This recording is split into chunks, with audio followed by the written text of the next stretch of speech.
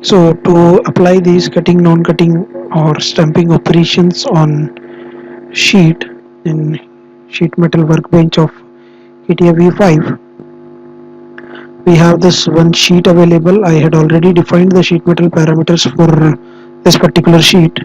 So yeah, I'll just make the changes. 1 mm thickness and 2 mm bend radius I want to keep, and I'll apply one wall on edge on this. So because this would be needed at later stage, so one automatic type of secondary wall I'll keep with me, and then I'll apply this like this. Okay, so this is what the sheet we have, and on which we have to apply the required features, cutting or non-cutting operations that we normally perform in the industries. The similar kind of operations are available in terms of features. So in the cutting stamping toolbar, last feature, just open the sub toolbar out of that. The stamping sub toolbar we have. Using this stamping sub toolbar, we will be applying these cutting non-cutting operations. For these cutting non-cutting operations, majorly what we need is a sketch, and based on that sketch we will be able to get the desired result. So let's have a look at the first feature, surface stamp. I'll click on it. It would open a dialog box of surface stamp. By the looks of it, you can see over here, this is how the shape I'm going to get. This is the surface stamp final result for us, and what it need is all these parameters with a profile.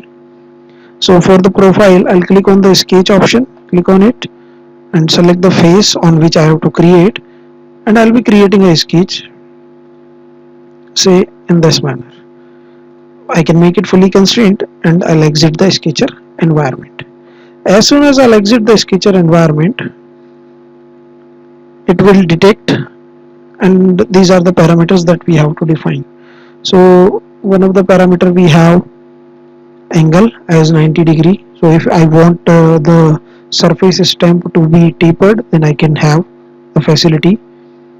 Height we have kept as 2 mm for now. Limit, if instead of height you want to define some limit up to plane something, that you can define.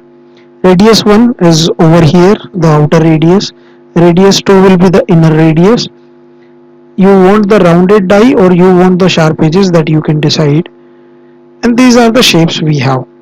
Okay, means which particular level you want to follow the dimensions of a sketch. Say this is upward sketch profile. I have created this sketch over here, so the sketch will be maintained, the dimension of the sketch will be maintained on the upward level. If I'll go for other option, then the dimensions of the sketch will be maintained at the downward level. We'll be exploring that. I'll just go for preview first. So you can see this is how the preview will look like. There would be a stamp being created. If I'll increase the height like this, it would look to me. This is your upward sketch profile. So whatever sketch you have created, it is being maintained on the upward side, and I would be easily able to understand in this case when I'll apply the angle. So whatever the values I have given for the sketch, all those values are maintained at the upper level. If I'll go for this option, downward sketch profile, then these dimension values will be maintained at the bottom, and after that it will maintain the 80-degree angle. So the dimension at the upper level would be more than the dimension that we had given. So yes, we will be applying this particular feature as per our own requirement. Whatever the case we wanted, as per that we will be applying that.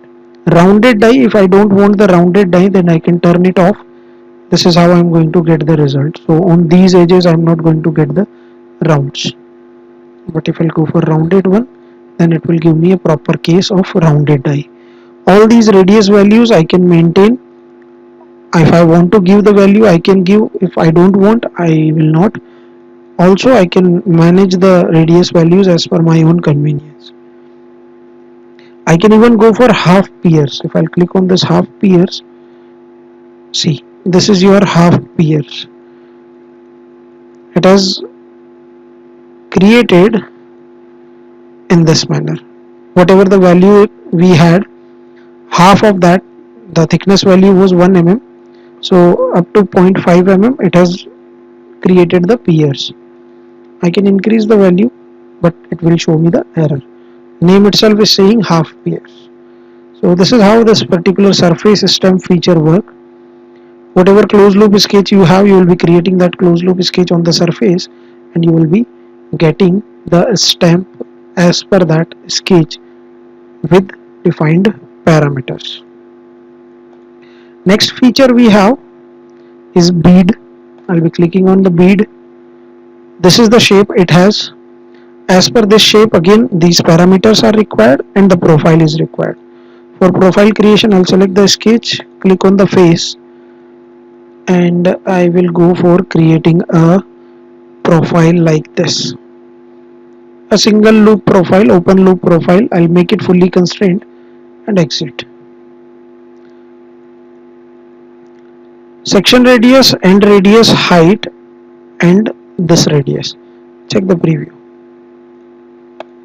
This is how your bead will look like. Have a look at the from the bottom side as well. So this is a different kind of punch you have. Now it doesn't matter if you have created the open loop sketch or you have created the closed loop sketch. In this particular case, it will give you the result, because whatever path you had defined, whatever sketch you had defined, on that sketch it will create your result. This is your feature number 2, named as bead. Let's try this bead feature on a closed loop sketch.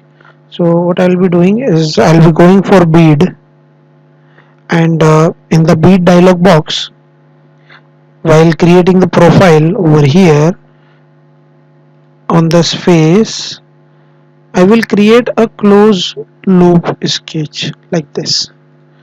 We can make it fully constrained. You can see the profile selected is closed. Select an opened profile. So this particular feature actually requires only open loop profile, otherwise it will not be applicable. This is your bead feature in the stamping toolbar. Next we have this curve stamp. Selecting this, let's have a look at the shape. This is the shape. Again it is asking for profile, so first I'll go for profile. I'll create a closed loop profile first. Say this. Have a look. Preview. See there is a up-round. If I don't want the up-round, then I'll not get the up-round case. Angle you can define. Height, basically the depth you can define. Length you can define. Length, basically the width of the slot that you are going for. Radius 1, radius 2, both the things you can define. If you don't want these radius 1, radius 2, then you can define it like this. Uncheck this, it will give you the sharp edges over there. Angle you can go for 90 degree. Go for preview. See, this is the case. Say 75. So there would be a taper in this. I can even go for half piers. Have a look at this. This is the half piers. This is the half piers you have. So whatever parameter you have, as per those parameters you can define, and you can get the result as curve stamp. Remember, this is what I had created using closed loop sketch. Now let's just change the sketch into a open loop sketch. I'll just delete these two entities. Now this is the open loop sketch for me. See, I'm getting the result over here as well. This is your curve stamp applicable on both the types of sketches, whether it is open loop or closed loop, it doesn't matter. Even if I'll go for making some changes in the sketch, say like this,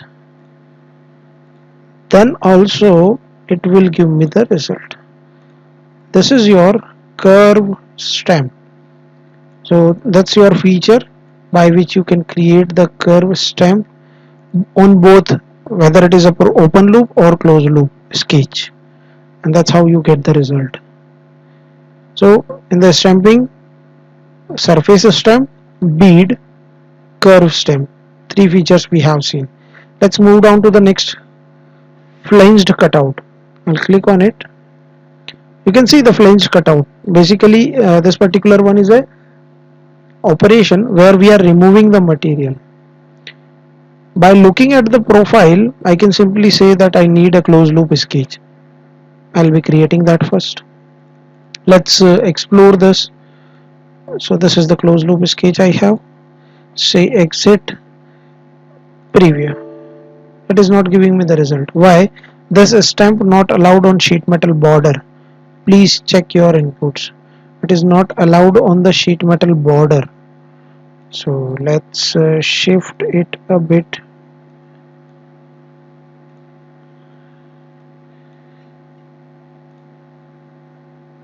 Exit. Increase the thick height value. Now it is giving me the result. Just because of height it is not giving me the result, because the height was 2 mm, which was under the sheet only, that's why. But over here you can see what it has done is height as per whatever you have given, angle yes we can maintain, definitely not more than 90 degree, radius 2 is the outer radius, and that's how it will give me the result. This is your feature, flanged cutout. Basically what it is doing, the previous three features that we had seen, they were giving me the non-cutting operation, they were deforming the sheet. This particular case is actually cutting the sheet, that's why the name is flanged cutout. The similar kind of thing will be available with us. What we need is a closed loop sketch. Based on that we will be able to get the flanged cutout result. This is one of the sheet metal operation that we perform in the industries on the sheet. I hope these features are clear to you. First one we had seen surface stamp, next bead, third one curve stamp, fourth one is your flange cutout. Now we will be moving on to the next features.